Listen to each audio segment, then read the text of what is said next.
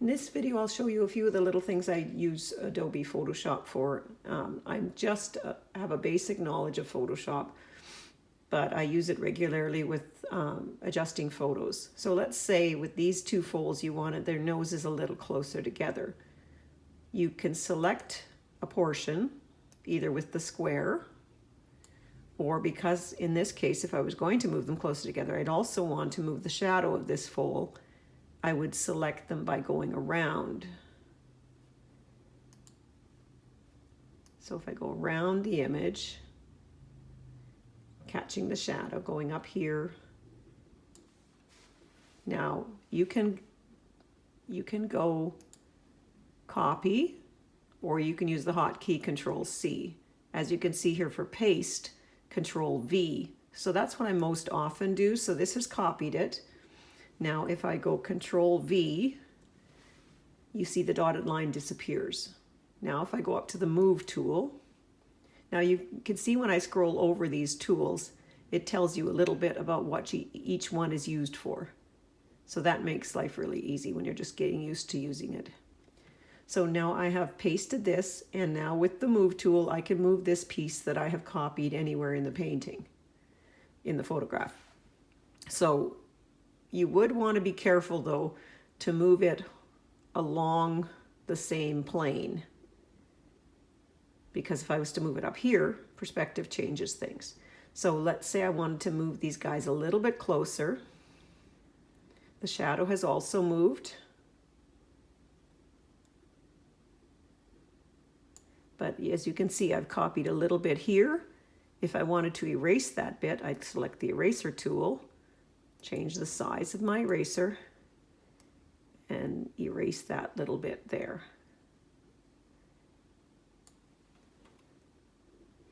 So that would be a way of making these little guys closer together. You can move that around wherever you see fit. So that's one thing I often do, is move things around in my photographs before I paint. So let's close this guy. It always asks you, do you want to save the changes? I'll just say no.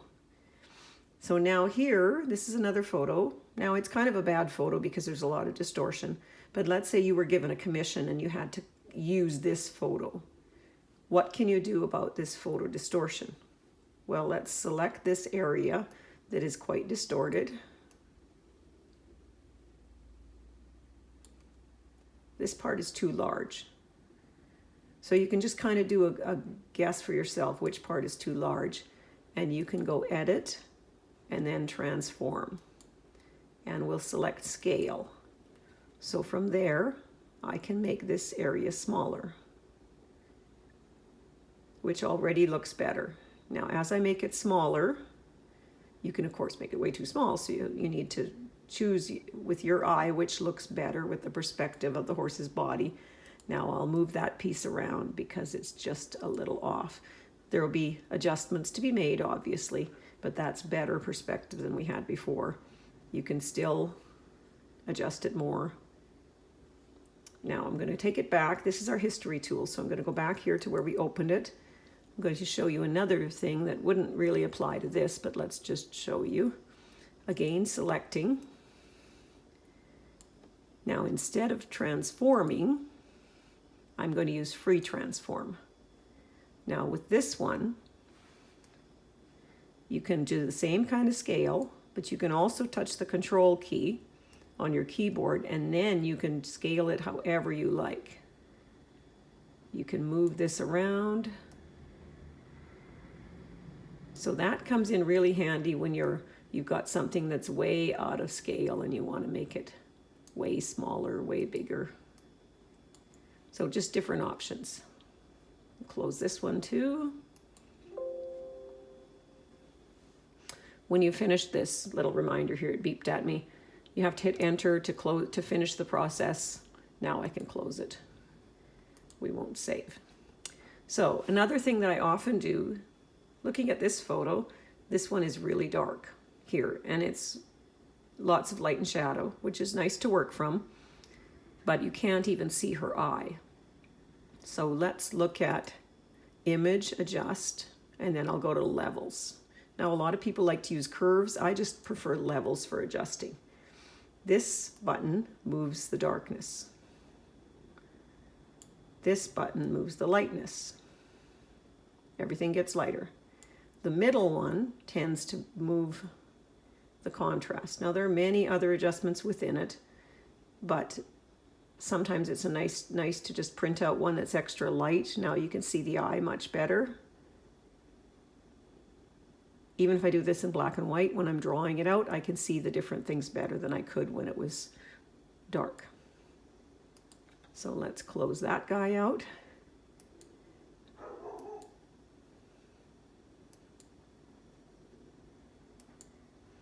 Okay, now here's another photo.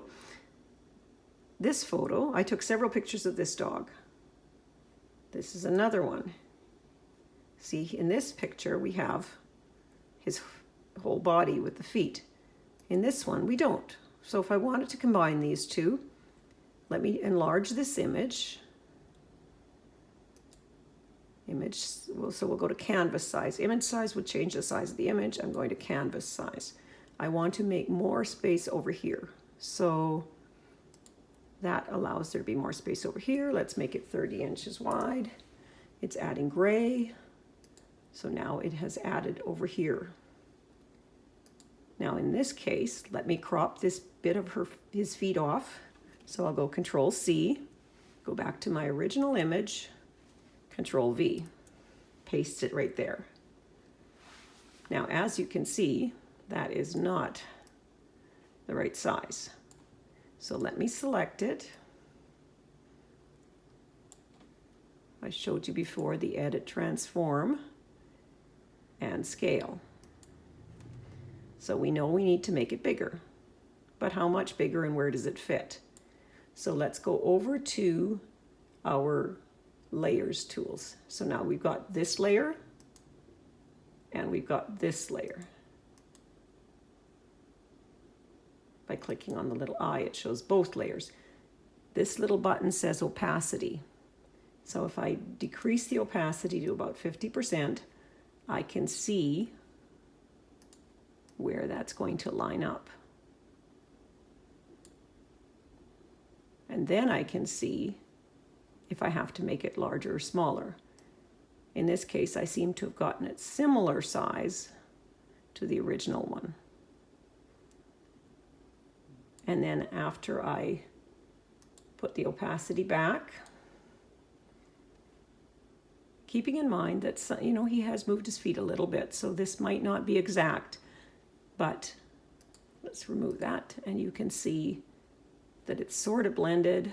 I could move it around a little if I wanted still. I can make it larger or smaller.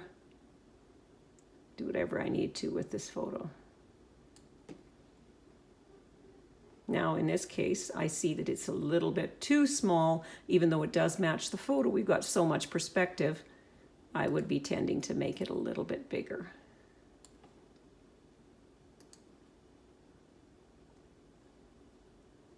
Transform again, scale.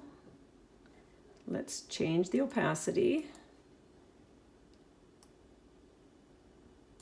So you can do that if you want. If it's easier to adjust without having the opacity changed, so you can see the size better. Do you like that better? What's going to make it look good? Use your own judgment in this case. Then when you're finished with it all, you can just click on layers and merge visible once you're done, or flatten down, and that creates all one image because now we've got our layers. So there's lots of little tools you can use Photoshop for that are handy when you're working with your reference photos.